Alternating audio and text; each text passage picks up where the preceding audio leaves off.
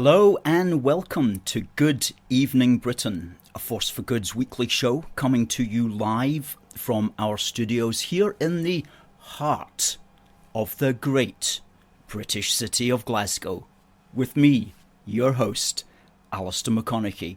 We're broadcasting throughout the United Kingdom and across the world. We're bringing you quality pro-UK comment and analysis every Wednesday from 7 until 8 p.m, broadcasting on all our digital platforms, including YouTube, Facebook, Twitter, and TikTok.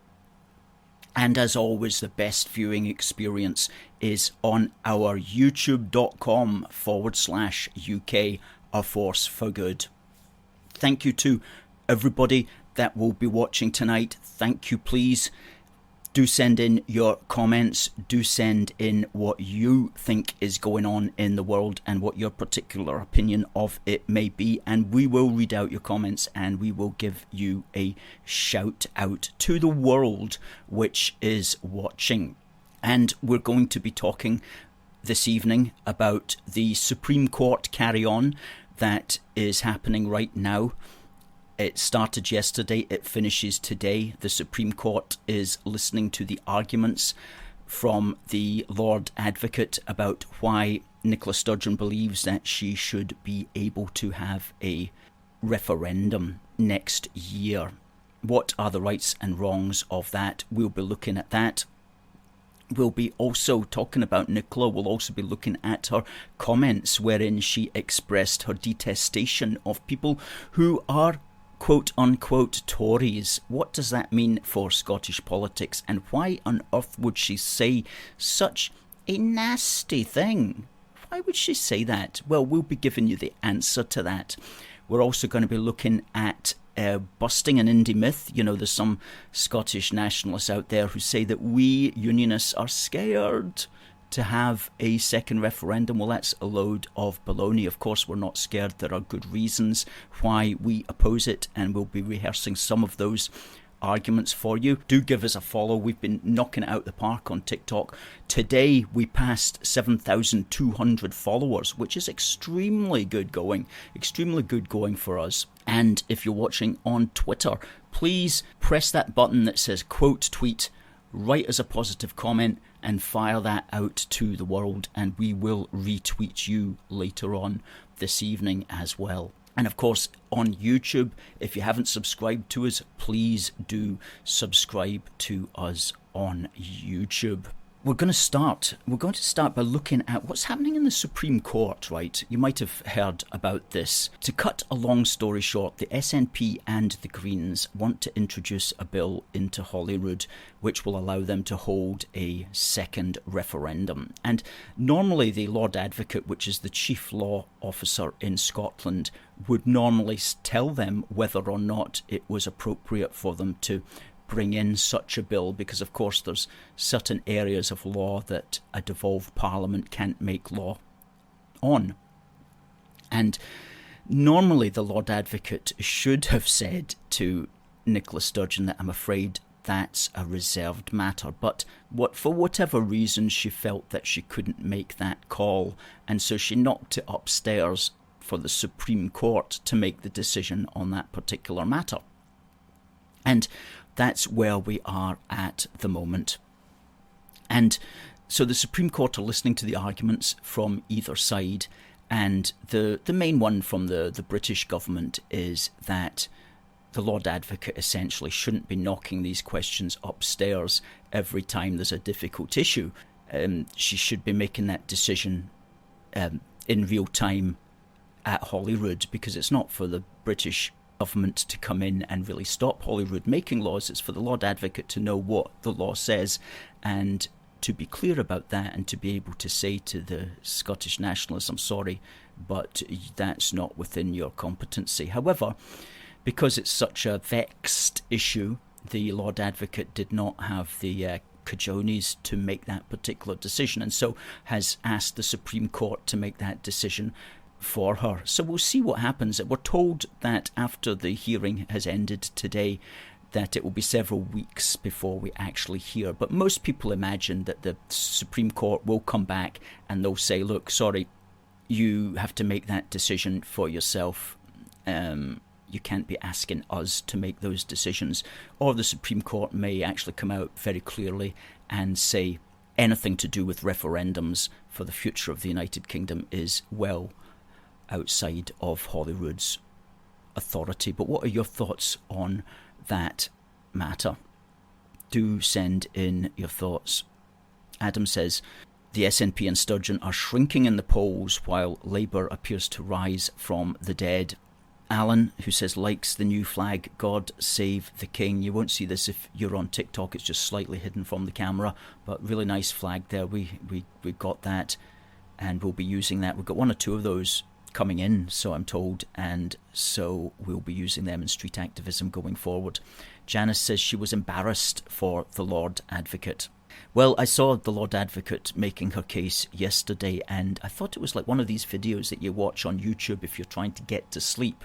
You know, it's like put on the Lord Advocate and I should be in the land of Nod within a few seconds. It was incredibly boring, and I speak as somebody who's interested in that matter. Hello to Marlon, who says, good evening, Alistair, and a force for good. Keep up the good work. We certainly will, Marlon, and thank you for your good wishes. Elizabeth says, Sturgeon detests me and does not speak for me. Well, we'll talk about that in a moment, Elizabeth. George, good to hear from you from the great British city of Cardiff.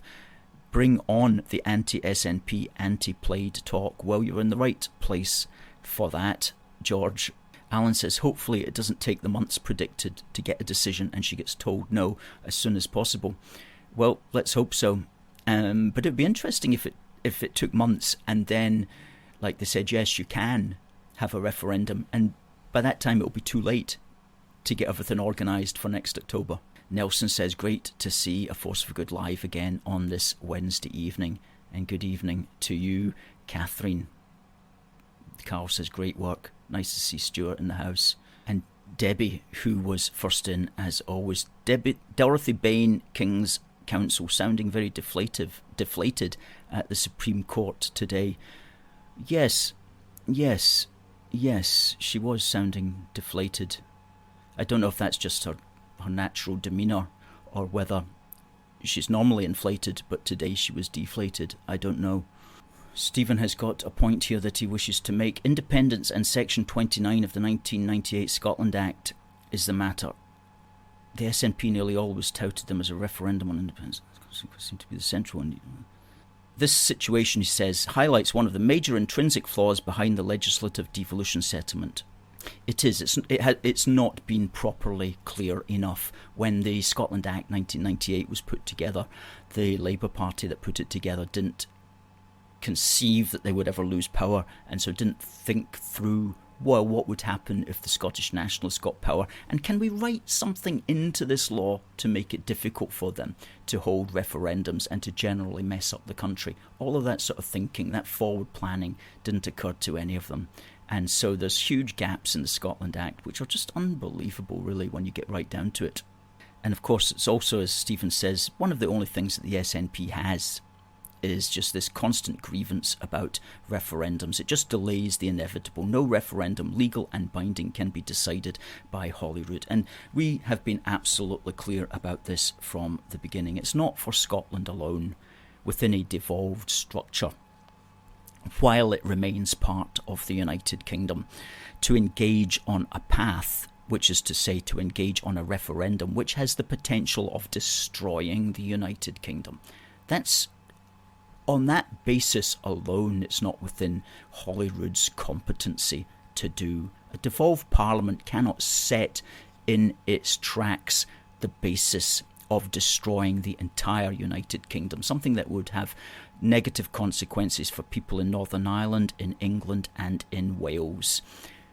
If such a path is to be set upon, the only institution that can set it going is the British Parliament, the UK Parliament, the Union Parliament that governs for all of the United Kingdom. That's the only Parliament that could set such a path in motion. And constitutionally, the union, as we always say, is held together at that level of the Union Parliament. So if you're seeking a mandate for separation, it must be sought at the level of the Union Parliament, at the level of the Parliament that is responsible for all of the United Kingdom. That's where you seek your mandate. You don't seek your mandate in a devolved Holyrood Parliament. And we've been writing about this now since 2014, and we wrote a couple of years ago, we wrote an article which you'll find in the comments there about how Holyrood cannot have a mandate for a second referendum. That's not the place to find it. Constitutionally, that path can only be started upon by the Parliament that is responsible for holding all of the United Kingdom together, and that is the UK Parliament. We've always been clear about that, and that's the constitutional position. And whether the Lords would actually get into politics or not, I don't know. I think they will just simply concentrate on little legal technicalities. That's what I would imagine they would do, unless they decide to write a big screed because they've been reading the Force for Good's website and they think this guy Alistair McConnachie's got it together. We just need to copy and paste what he's saying. Hopefully they might do something like that, but if they don't do that, they're simply just going to be making a case based upon legal technicalities. Now, before we talk about Sturgeon and her apparent hate for people who vote for the Conservative Party, I just want to talk about the Loserfest that was held in George Square on Saturday the 8th of October, just gone there. And this was an organisation, they used to call it Hope Over Fear. I believe it's still run by Tommy Sheridan's group. Last year they got they have a meeting in the square every September. And last year they got 113. And this year what we did was we counted them during the peak time, which was between 1 and 2 p.m, and we counted them 3 times, once at 1:15, once at 1:30, and once at 1:45, and we took the biggest number that we got out of those 3 counts, and that was 335 people. So this year the Loserfest in George Square got just over 3 times what it got last year, 335. And there's a picture taken that somebody took from the webcam that looks over George Square, and we'll just, there you go. There, it's actually time-stamped there in the corner. That's at 1:22. That's what it looked like. So there's approximately there 335 in that photograph, but we counted a maximum of, as I say, 335 when we were watching from our particular vantage point, it might be said. And there was also a lot of these tents that are in the background there, by the way, that's actually just tents that Wetherspoon put up. These black tents that are along the side of that building, that's actually tents from Wetherspoon's pub that you can sit in if it's raining. So they're not actually part of that event there. Now there's also another interesting picture from that day which we'll put up. There you go. There you go. That's isn't that such a welcoming banner? I mean, imagine if you were of a small C Conservative bent and you thought, oh, these interesting Scottish nationalists, I wonder if they've got something to say to me. And that you approach the corner there of George Square and you see that massive banner telling you to get out, to put it mildly. I don't even want to use that word on YouTube because I don't know what they're like. So I don't want to be misunderstood, but you can certainly read it. It's TSC, which stands for Tory Word Out. And that's how welcoming that particular group of people were making anybody who was, shall we say, right of centre. So I think we get exactly what they meant there. Okay. Now that is somewhat of a rather hateful banner, I would say, to say that about Tories. it actually, well, I'm going to say it. It said Tory scum out. Okay, hopefully YouTube won't censor me for that, but that's what it said. And they've had that banner actually for several years now, and we actually wrote an article about that, which you'll also find in the comments, about how a lot of these folk like to make the personal political. Okay, a lot of our sorts, for example, you know, we might take the rise out of some Scottish nationalists now and then, but we don't actually like be vile and nasty to them. We might just have a wee joke at their expense, but we're not aggressively angry against them. Whereas a lot of Nicola Sturgeon's sort of followers are actually quite aggressively angry in their head against people who don't agree with them. And, you know, you have to kind of rise above that in politics. You know, you can't be going about hating people. It's not right, and it's not good, and it's not big, and it's not clever. And so if you've got hatred in your heart, you have to try to get rid of that, and you have to try to swallow your pride, and you have to try to be as diplomatic as you possibly can. But a lot of that is lost on some of those types, and goodness me, that was brought to our attention with Nicola Sturgeon's appalling comment, which I'll get to in a minute. Carl Elsgood says, no appeasement of Scottish nationalism. Alan says, if the Supreme Court allowed this referendum, they will have to allow the SNP to hold any referendum at any time, and they would essentially, they would be tearing up the Scotland Act, as they would just steamroll over all the courts every time. Yes, it would be an absolute travesty. And if the Supreme Court found that there was a loophole there in the Scotland Act that somehow allow the Scottish National Party to hold referendums, then the British government would have to come in and make a new law to correct that and to stop that. That's the only way you could have that, because as you say, Alan, if that did not happen, if that was allowed to stand, then it would be carte blanche, a referendum every day. Get up, what referendum's on today before breakfast? Stephen says, spot on, the Constitution is a reserved issue. Holyrood has no business getting involved in it. That's absolutely so. Christopher says, the SNP are trying to exert political influence on the judiciary. This is extremely dangerous and undemocratic. Christine says, no, means no. Adam says, shame the king couldn't punish Sturgeon on the grounds of treason and conspiracy. Well, maybe if we had gone back to the 16th century, that sort of thing might possibly have gone on. But even back then, it was a dangerous thing for kings to punish their political opponents, because, you know, there's no end to that, really, because the political opponents also have got power. So thankfully, we're actually past those days now. And in fact, somebody suggested to me that, you know, maybe Nicola Sturgeon is looking to be friendly with King Charles because she's looking for a new job. You know, so she's maybe wanting just to keep her nose clean with the British establishment these days. That's a thought. Trapped in a Sturgeon Scotland ruled by the EU. Couldn't think of anything worse. I know. Oh man, absolutely trapped in a Sturgeon Scotland where hatred of people who disagree has been given free rein. That's another thing you'd have to add in, because look at the... Oh, get to it in a minute. Yeah, Stuart says, it seems to me Sturgeon wants to go and is looking for an excuse to get out. That could be part of the strategy, you know, there's no question. It could be.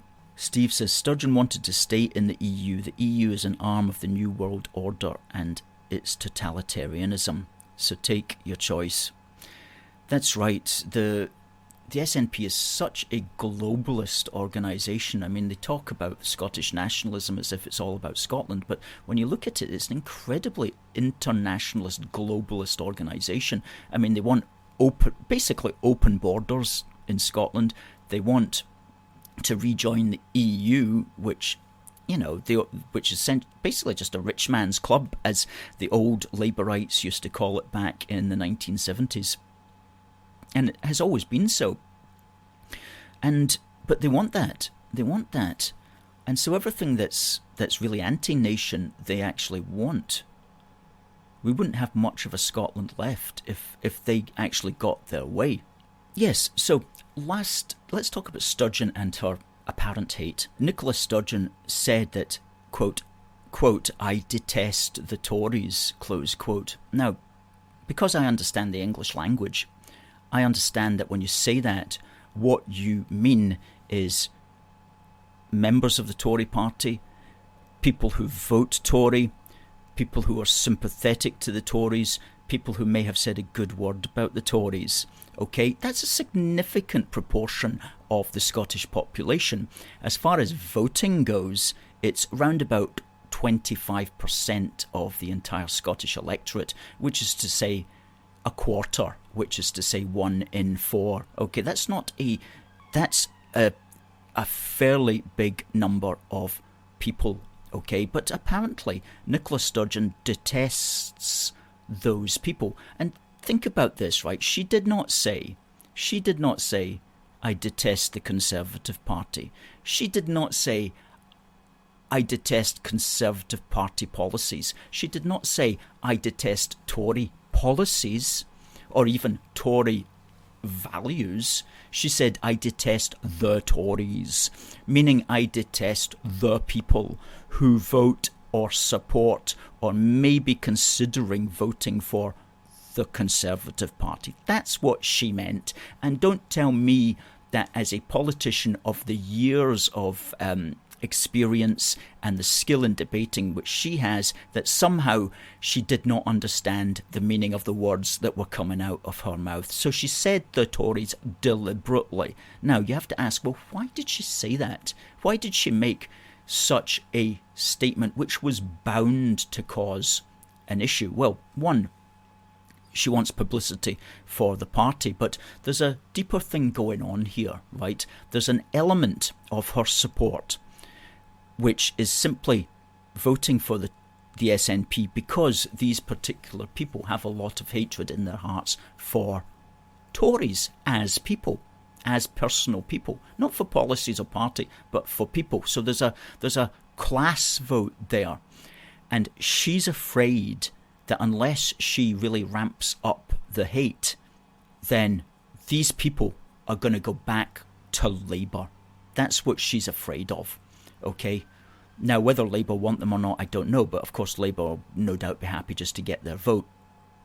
So she wants to keep those people who are motivated by anger and, let's say, hatred, and who do detest Tory types. She wants to keep them on side, and she's afraid that with the Labour Party rising in support at the moment, that these people are going to say, oh, the Labour Party is a better vehicle for my hate. So she's got to speak very basically in order to ensure that the SNP to these people is not just seen as being stronger for Scotland, as they like to say, but actually stronger for hate. Okay, she's got to ensure that if your primary motivation, or if one of your strong motivations for voting is hatred, then the SNP is the party for you. That's what she's got to ensure. And she can put that out, and she knows she's not going to really suffer from that. It's not like there's all these unionists and Tories around who were going to vote for the SNP and who are no longer going to vote for her now. So she knows she's not really going to electorally suffer for that. In fact, she's probably going to retain that core element that she needs to retain and stop them going back to Labour. So that will be her main motivation for being so outspoken about that. That's pretty sad, really, isn't it, when you think about that? I mean, talk about a sad reason to get into politics, to encourage the people who hate. That's a pity. That's a pity, but that's what that language is about. And of course, that's dangerous. That's dangerous for society, ultimately. She's greenlighting, as you might say, for hostility towards, well, anybody really who isn't going along with her plan. She's saying it's okay, basically, to detest people.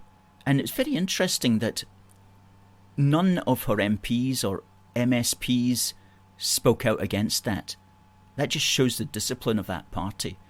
Imagine if Douglas Ross, for example, had said, I detest, or some leader of some political party had said, I detest Scottish nationalists. You would never hear the end of that, and he would have to resign. The person that said that would have to resign. Okay, undoubtedly they'd have to resign. If somebody said, if they were to say something about how much they detested, say, people who voted for Labour, they would have to resign. That's, but somehow Sturgeon gets away with it. Interesting. And again, as I say, as I was talking about earlier there, making the personal political. The green light to hate comes from the very top. You saw that picture earlier that we put up about that banner, Tory Scum Out banner, at George Square at the Scottish Nationalist rally on Saturday the 8th. The permission to do that comes from the very top, as it were, because the people at the very top are setting that style. And so it's okay for everybody else to go along with that. So permission to hate in Scotland is unfortunately coming from the very top. And that's a sad thing. And what can we do about it? Well, we have to hope. And those of us who pray have to pray for wisdom in our political leadership class. Becky says about that Yestival, she says the Yestival page shows pictures taken from the stage, so it looks busier. That's right. It was only maybe 4 or 5 rows deep, but if you take a picture, it looks like the rows keep going back and back. Hugo says, hopefully the Supreme Court will ban Nicola Sturgeon. Well, they won't do that, but that would be funny. Adam says, yeah, in other news, Liverpool beats Glasgow in being the host of Eurovision in a huge blow to Sturgeon. Who'd want to host Eurovision in a city full of rubbish that hasn't been properly collected? Well, I'm sure it would get spruced up for Eurovision. Oh well, it would have been an opportunity for us to fly our Union Jacks, but probably it would have been far too much of an opportunity for Nicola Sturgeon simply to grandstand. So perhaps it's all for the best that it went to Liverpool. On this day in British history, because British history matters, because if we don't know where we've been, then we don't know where we are, which means we don't know where we are going to go. Understanding British history helps to locate us in the present with a story which tells us how we all got here, for good or for bad, for difficult or for easy, or for good or for ill. So we're always telling the British story.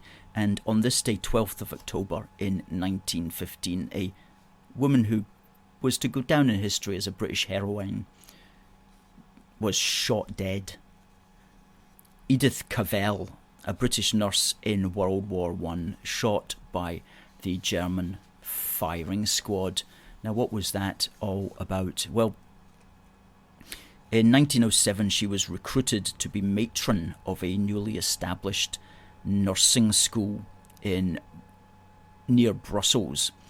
And by 1911, she was training nurses for 3 hospitals and 24 schools and kindergartens as well.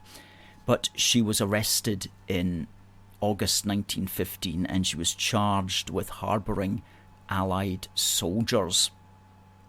And it's thought that she helped around 200 Allied soldiers to escape from German-occupied Belgium. And for this she was arrested by the Germans, court-martialed and sentenced to death. And of course this was 1915 and it was a very violent era, murderous some would say, and she was shot dead. And the Geneva Convention guaranteed protection of medical personnel such as nurses like Edith Cavell. However, that protection was forfeit if you were using that protection as a cover for what might be termed belligerent action. And so the Germans believed that she was using her status as a nurse to essentially engage in activities which would be illegal under the Geneva Convention, that is, harbouring what they regarded as enemy soldiers. She was returned after the war. Her body was returned to Britain, and a state funeral was held at Westminster Abbey, and she was buried at Norwich Cathedral, where she had near where she had been born. And we've got a picture of the monument which stands in St Martin's Place, which is just off Trafalgar Square, and it's a really, really impressive monument. It's quite a Christian monument as well. There it is. It says at the top it says humanity, but on each corner there's different words. The other words are devotion, fortitude, sacrifice, and below it there it says Edith Cavell, Brussels Dawn, October the 12th, 1915. Patriotism is not enough. I must have no hatred or bitterness for anyone. Well, that's interesting. I must have no hatred or bitterness for anyone. And there at the top there's a big cross with an angel, and it says, for king and country. And at the back there's the British Lion under the word that says fortitude, and above that it says faithful unto death.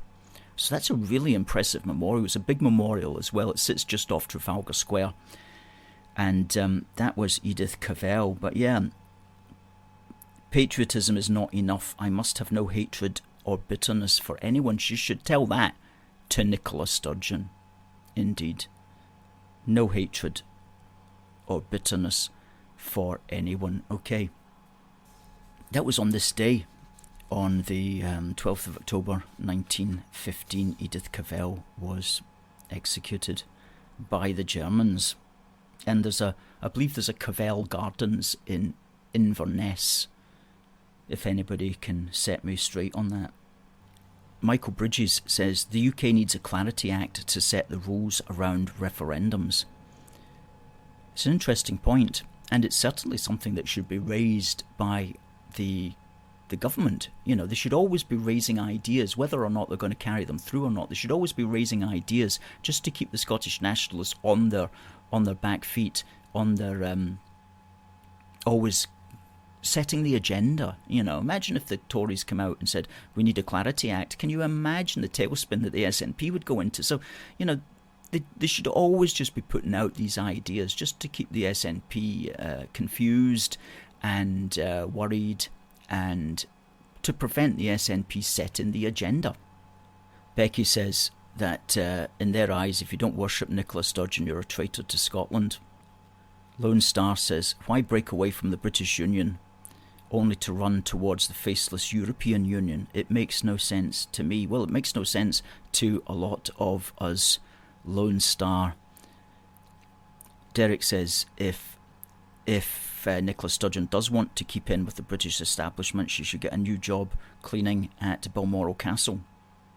And Stephen says, regarding Nicola Sturgeon's comments, if you replaced the word Tory with any other race or religious group, you would be arrested and in court. So why is she allowed to get away with it? It's an interesting question. Well, I suppose the answer is that the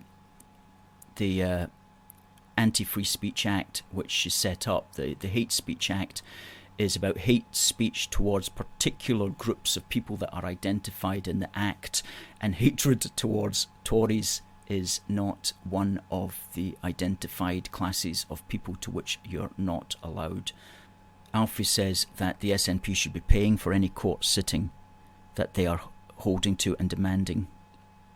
Brilliant. Adam Anderson says, if you're so confident, let the Scottish public decide. And you know, Adam, you read my mind, because it's now time for busting Indy Myths part 19, and we're going to address that very question, because we are busting Indy Myths on the daily, weekly, monthly and yearly until the Scot Nats see clearly that we're down with the capital A to the double FG.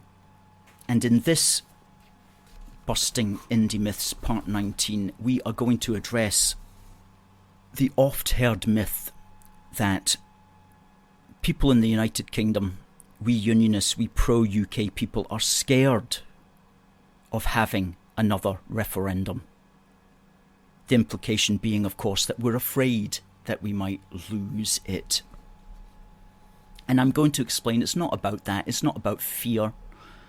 It's about our duty of care to something that we love, which means we do not endanger it needlessly. And it's about the fact that we have absolutely nothing to gain from another referendum, which I'm about to explain to you very clearly. So, they'll say things like, if you believe in the UK so much, why be afraid to ask the people of Scotland the same question again? It's intended to goad us into yielding. Well, there are several reasons why we're not going to fall for that, regardless of the overwhelming fact that we've already had a referendum and we already won decisively. But apart from that, there are plenty of reasons why we're not wanting to have a second one. And the first thing that needs to be said, right, is a fundamental matter of principle. And it's seldom said, but it needs to be said and it needs to be heard. And it's this: Scotland has a right to stay in the United Kingdom. You know, all we ever hear is from the complaining Nats is, Scotland's got a right to leave. Okay, by the same token, Scotland has a right to stay in the United Kingdom. Okay, how about that for a change? How about hearing that for a change? Scotland has a right to stay in the United Kingdom. We have a right to stay in the United Kingdom. That's the fundamental philosophical point here at stake. We have a right to stay. And in that sense, we depend entirely upon a parliament and the government which comes from that parliament in London, the British Parliament, the UK Parliament, the Union Parliament. We depend upon them to keep us together, to stand for our right to stay in the UK, to safeguard the integrity of the UK, to safeguard us, to keep us all together. We depend upon the British Parliament to do that. It has the absolute right and responsibility and duty to keep the United Kingdom together on behalf of all the people throughout our islands who believe in the United Kingdom, from Scotland, Northern Ireland, Wales and England. So that's the first thing that needs to be said. We have a right to stay in the UK, and we have a right to do whatever is required democratically to ensure that. Now, to address the matter of whether or not we are scared of having a second referendum, our response follows from that fundamental principle that we have a right to stay in the UK. Firstly, we love the United Kingdom, and you don't casually risk the life of something that you love on some kind of throw of the dice, which who knows how it could go. You don't do that with something that you love. You have a duty of care to it. You have a duty of care to protect it and to not endanger it needlessly. And for the United Kingdom to function, its very existence should not be constantly put up for question. Okay, you have to have somebody, and it's the British Parliament, who says, we're standing by the United Kingdom, we're not going to risk it, we're not going to endanger its life needlessly.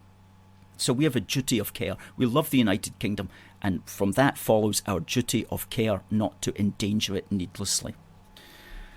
On top of that, and here's the thing, we have absolutely nothing to gain from a second referendum. Think about it. Even if the pro-UK people were to concede a second referendum. Do you think that we'd be somehow thanked for that? Do you think if the Scottish Nationalists were granted another referendum that they'd be oh so thankful? Oh, look at these unionists, they've granted another referendum, what a great bunch of lads. Of course not. They would do what they always do, which is they would take what they were given, they would bank it, and they would then pretend that they never received it, okay? Because that's their modus operandi. That's what they always do. And they have to take things without thanks because they have to maintain their grievance strategy. Okay, their grievance strategy of always being upset is what keeps their supporters motivated. Okay, so they're never going to thank you, even if you gave them a referendum. Secondly, they'd still accuse us of being fearful. They would say, oh, now that they've granted a second referendum, they're on the run. They're running scared. Look at them. Scaredy-cat unionists, they're afraid. So they're not going to stop us. There's not going to stop accusing us of being fearful. Thirdly, it's not going to stop them complaining. Okay, all their grievance would quickly switch to complaining about the terms of the referendum. You know, if we were to say, well, only British citizens should be able to vote, they'd go, oh, you're trying to gerrymander the electorate. If we were to say you have to get 60% of the entire electorate before you're considered to have reached the required threshold to ensure that most people are actually for this. You know, if we set a threshold like that, they're going to say, oh, no, you're gerrymandering. So it's not going to stop them complaining. And ultimately, here's the thing.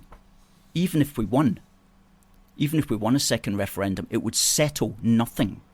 It would settle nothing, okay? It would not put it to bed. Because do you think these Scottish nationalists are going to go to bed? Do you think they're going to go, oh, well, that's 2 referendums now. Ah, well, we had our shot. Let's just find a new hobby. No. If it was approximately the same result, or if it was a closer margin than in 2014, then they're just going to say, we're even closer to our goal than ever before. Game on for a third one. And if we won by a greater margin, well, it might quiet things down for a little while, but so long as the SNP and Greens were still in control at Holyrood, they'd keep the pot boiling. So even if we had it, and even if we won, it would settle nothing. And it might even make things worse by encouraging them to go for a third. So why go to all that bother, even if we were to win, just for them to start campaigning for yet another? So there's nothing to gain here. So to summarise, we're not scared to have another referendum. Rather, we believe we have a right to stay in the UK and to do what is required to stay. And our union parliament has the right, responsibility and duty to stand up for the integrity of the UK on behalf of all the people of our islands who believe in the United Kingdom. And we love the United Kingdom and we have a duty of care to it, not to endanger it needlessly. And we have absolutely nothing to gain from a second referendum, because even if there was one, then they won't thank us, they'll keep complaining, and they'll continue to accuse us of being fearful. And even if we won, it would settle nothing, because they'd start campaigning for another one. So, we're not scared of a second referendum, we're just sensible. Thus endeth Busting Indy Myths Part 19. Now, Adam, if you're still listening, I hope that fully answered your question. And James says, well, the nationalists are not going to give up because they don't understand the merits of the union. Well, it's our job to try to convince those who are open to hearing, those who have ears to hear and eyes to see. It's our job to try to convince them as much as possible and to try to create the materials which will enable people to understand the value. One of them being, of course, our wee book for the union. Please do get yours. It's on our shop, and you can see the shop there. along the bottom, aforceforgood.uk/shop-1. That's only a £5. It's one of our best sellers, and it does keep us going. And something else that keeps us going, of course, is our Union Supporters Programme, where we have people who donate from 69 pence a week, which works out at £3 a month. And some people donate £5 a month, and some people donate more than that. But they really ensure that we're able to plan from month to month. So please do become a Union supporter if you can. And there's lots of rewards available, such as our badge, such as our magazines that get sent to you free. And we've got a new magazine that will be coming out, issue 7 will be coming out, God willing, towards the end of November, and that will be the first 20 of our Busting Indy Myths put into a hard copy magazine, which we'll be able to distribute at our street stalls for free, and also to the people who are Union supporters. Good stuff. Good stuff. Folks, we've come to the top of the hour. It's time to say goodbye. I just want to say thank you to everybody who's commented on all the platforms, and we'll be back next Wednesday at 7 o'clock. Until then, as we always say, God bless the United Kingdom, and God save the King. See you next week.